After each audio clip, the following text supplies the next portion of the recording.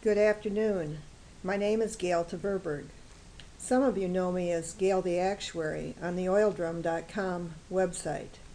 The Oil Drum is a website about energy and our future. Today I will be talking to you about the expected economic impact of an energy downturn. If, after this talk, you would like to learn more about peak oil and about resource depletion issues of all types, theoildrum.com is a good site to go to for more information. Let's talk a bit first about the energy downturn. As everyone is aware, the price of gasoline and diesel has been rising recently. The reason the price is rising is because the world's supply of oil cannot keep up with demand. I have illustrated the situation we are facing in the graph you see here.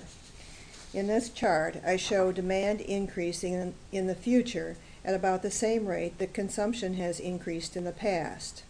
One reason for increasing demand is growth of economies of developing countries such as China and India. The supply of oil has leveled off.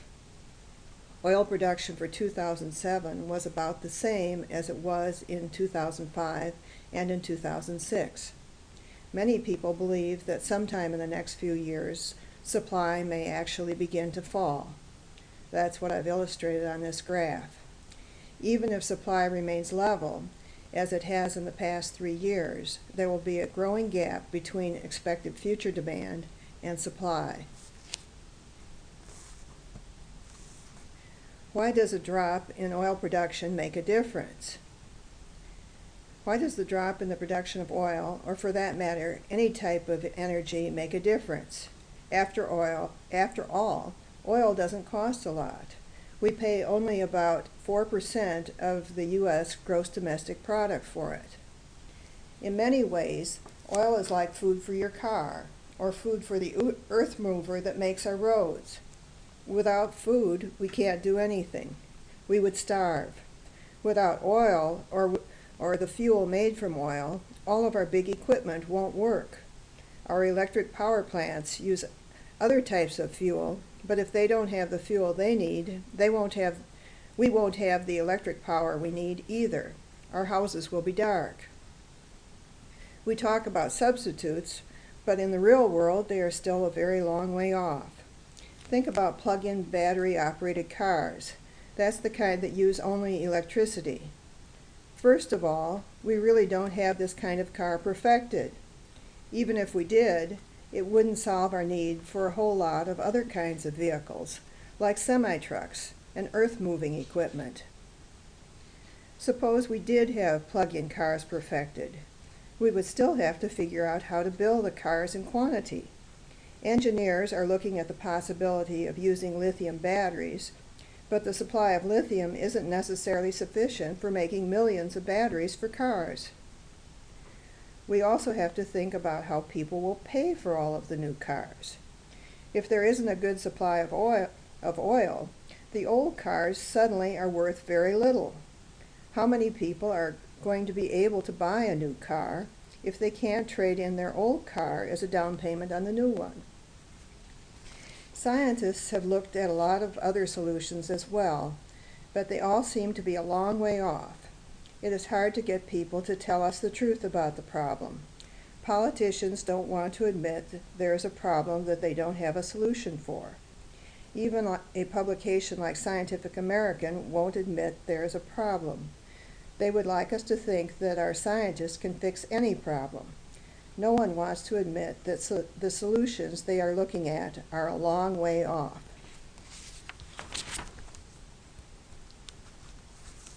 The Earth is finite, and we are reaching its limits. What is happening is that the Earth is finite, and we are starting to reach some of its limitations. At this point, most of the easy-to-extract oil has already been removed. There is still oil in the ground, but what remains is becoming more and more difficult to remove. When we try to find alternatives, we encounter limitations of other types. In some situations, natural gas might be a substitute, but in North America it is also in relatively short supply. Coal is in better supply, but it has serious climate change issues. We hear a lot about ethanol from corn. Growing corn for ethanol requires huge amounts of agricultural land and fresh water. Both agricultural land and fresh water are in limited supply. About 25% of the corn we grow in the United States is now being used to produce ethanol. Even using this huge amount of corn, we still don't produce very much ethanol. The energy content of the ethanol produced is equal to only about 1% of the energy of the oil we use. Clearly, there is no way we can scale up this process to cover any reasonable shortfall of oil if we're only at 1% now. Even the minerals that we might use in batteries and the uranium we might use in nuclear reactors are becoming increasingly difficult to extract. We have already removed most of the high-quality ores of many minerals. What is left is ores of lower concentration. These ores can still be extracted, but it takes more and more energy resources to process this ore. The energy resources used for processing the ore are often oil and natural gas, and they themselves are in increasingly short supply. Immediate economic impacts. We are all aware that the price of oil is rising. With the increase in price in oil, the price of things made from oil, such as gasoline, diesel fuel, and asphalt, also rises. In some cases, it is possible to substitute one fuel for another. Because of this, prices for other fuels, like natural gas and coal, also tend to rise. Electricity is made from coal and natural gas, so its price tends to increase as well. Food prices are also rising. This is partly because oil is used in growing crops and transporting them to market, and the cost of oil is higher. Higher food prices also reflect the fact that food production is not keeping up with demand, now that demand is so much higher because of biofuel use. Impacts of higher food and oil prices. A major impact of higher food and oil prices is to squeeze out discretionary spending, such as eating at restaurants and flying overseas for vacation. Some students may have to temporarily drop out of college if their families can no longer afford to help with tuition. Families will cut back in many different ways to keep their budgets balanced. Another impact of higher food and oil prices is more defaults on loans. We first heard about higher default rates on subprime mortgages. As prices of food and energy continue to rise, defaults can be expected to spread to other kinds of loans, such as credit card debt, auto loans, and student loans. As families cut back on spending, financial difficulties can be expected to spread to businesses. Some types of businesses that are particularly vulnerable include restaurants, airlines, auto manufacturers, and home builders. Businesses with high levels of debt are especially vulnerable, since a drop in revenue is likely to make it difficult to make loan payments. Financial institutions, such as banks, hedge funds, insurance companies, and pension funds, are also likely to be affected by rising default rates. When individuals or businesses take out loans, these loans are often held by one of the various types of institutions. If there are defaults, it adversely affects these institutions. Banks and hedge funds often borrow money themselves, so may find themselves squeezed in the middle if default rates rise. Insurance companies and pension funds may find themselves unable to meet their obligations if defaults become a serious problem. Finally, recession is an important impact of higher food and oil prices. Higher energy prices in the past have led to recessions, including the very severe recession that took place in 1973 to 1975. It is likely that higher energy prices are one of the causes of the current recession. The graph I showed earlier suggests that the gap between oil supply and demand is likely to get wider as time goes on.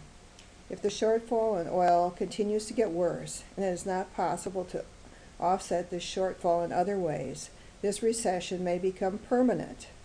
The recession may get worse with time, turning into what we would think of as a long-term depression. We are now reaching limits of many kinds. One way of representing the economy at various points in time is as disks of various sizes. Each year, society has various resources available to it in terms of oil, natural gas, fresh water, soil productivity, minerals of many types, good climate, and people available to work with these resources. Based on the investments we have made over the years, society is able to produce a collection of goods and services using these resources. The amount of these goods and services has been growing. Let's look at this graphically. In the recent past, the economy has been growing, and I show some disks to give you a general idea that it's been growing between 1970 and 2000. With a long-term recession, it may turn to a no-growth economy. Here, the disks I show are all of the same size. More likely, as resources deplete, the economy will decline. And here I show disks that are getting relatively smaller in size between 2010 and 2040. With a declining resource base, the median wage, adjusted for inflation, is likely to decline. This decline in median wage means that default rates on loans are likely to increase and that discretionary spending will continue to decline. Future promises. It is not very obvious just looking at an array of disks, but a change from a growing economy to a flat or declining economy is really a major change. With a growing economy, future promises are relatively easy to fund.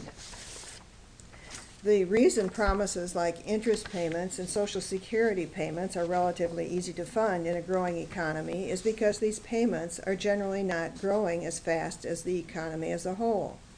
When promises such as these are made, the expectation is that the payments will be less of a burden in the future because the economy will have grown.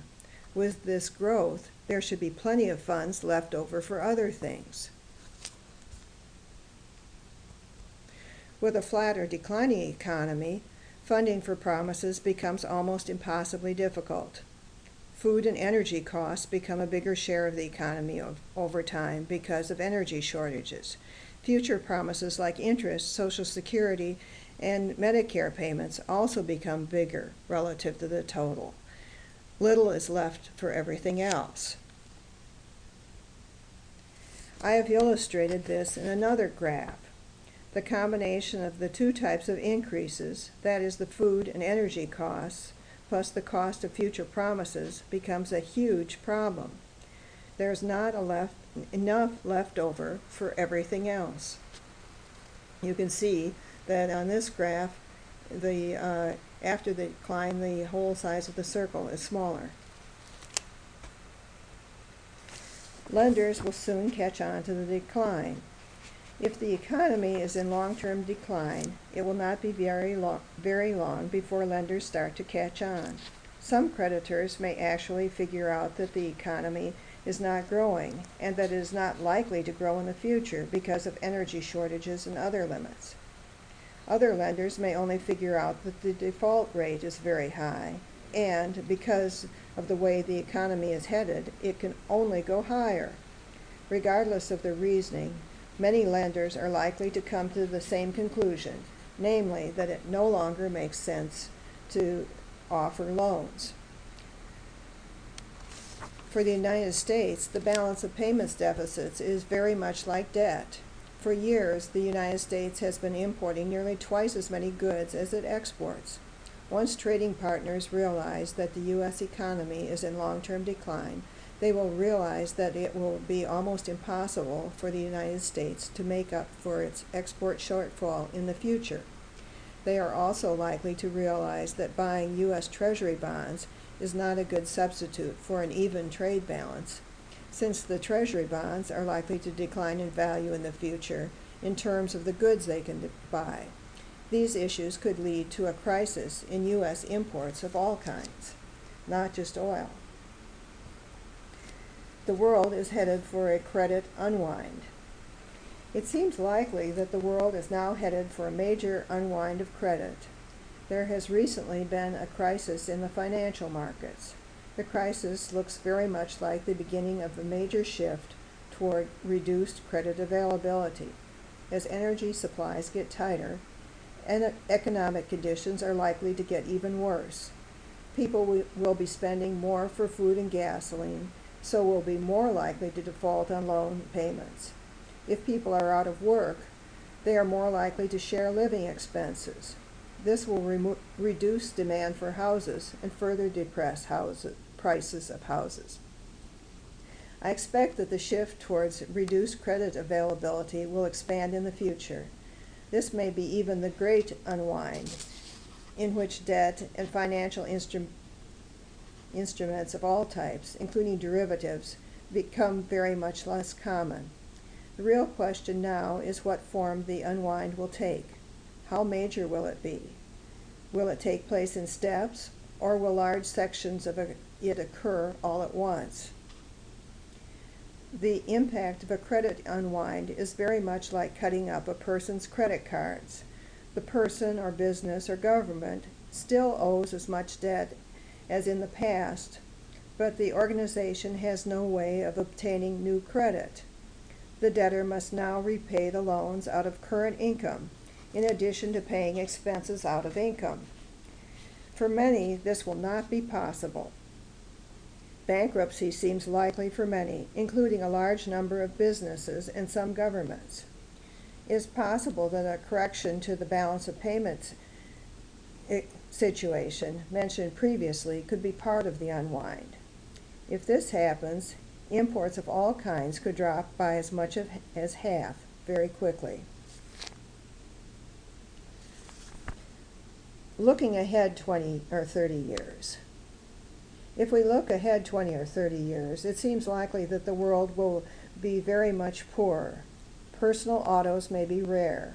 Electricity may be unreliable. It is likely that we will have much less in the way of goods and services than we have today. A growing population may add to our problems. If the smaller supply of goods and services is divided among more people, living standards are likely to be much lower than they are today. If the world becomes much poorer, I would expect Social Security and Medicare to be drastically scaled back or even eliminated. There will be so little goods and services in total that society cannot afford to set aside much for the disabled and elderly. I expect that in 20 or 30 years, many businesses and governments will have failed. Bonds of these businesses and governments will have little value. Stocks of companies that remain in business will continue to have value, but this value may not be high compared to the cost of available goods. Inflation rates are likely to be high, reflecting the lack of goods and services for people to actually buy if they do have money.